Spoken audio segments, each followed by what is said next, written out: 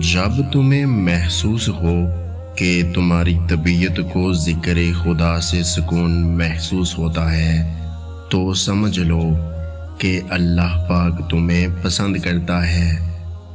بے شک اللہ تعالیٰ خوب جانتا ہے کہ کون سی چیز ہمارے لیے بہتر ہے، اس لیے اللہ تعالیٰ کے فیصلوں پر پورا یقین کرنا چاہیے کہ اللہ تعالیٰ جو کرتا ہے اس میں ہی ہمارے لیے بہتری ہوتی ہے۔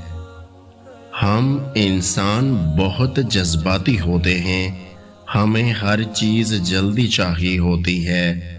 ہم کن صرف پڑھتے ہیں لیکن فیکون پر یقین نہیں رکھتے، جبکہ اللہ اور انسان کے درمیان سب سے گہرا رشتہ یقین کا ہی تو ہے۔ یقین کی ایک ڈور ٹوٹتی ہے تو رب ہمیں دوسری ڈور سے فوراً جوڑ دیتا ہے۔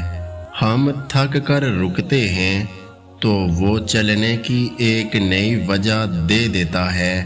وہ ہمیشہ ہمارے ساتھ رہتا ہے، آزمائش کے ساتھ بھی اور آزمائش کے بعد بھی۔ اللہ پر توکل کی حدیں اس قدر وسیع رکھو کہ اگر تمہاری مانگی گئی دعائیں نہ بھی قبول ہوں تب بھی تمہاری عبادت دعاؤں یقین میں کمی نہ آئے۔ وہ رب کبھی مکمل طور پر آزمائش میں مبتلا نہیں کرتا، کہیں نہ کہیں کوئی دروازہ کھلا ضرور رکھتا ہے جہاں سے رحمت ٹھنڈی ہو کے جھونکوں کی طرح آ کر دل پر سکون کرتی رہتی ہے۔ کوئی نہ کوئی آسانی تو مشکل کے ساتھ موجود رہتی ہے۔ سب کہنے کی کیا ضرورت ہے، جب اللہ ہے نا؟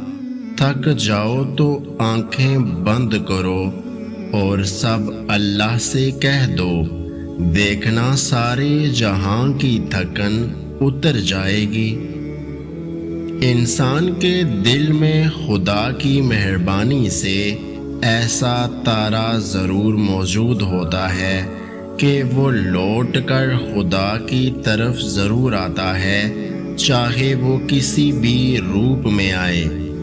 اس ویڈیو کو لائک، شیئر اور میرے یوٹیوب چینل کو سبسکرائب کرنا مت بھولیے گا۔ ویڈیو دیکھنے کا بہت بہت شکریہ۔ اللہ حافظ۔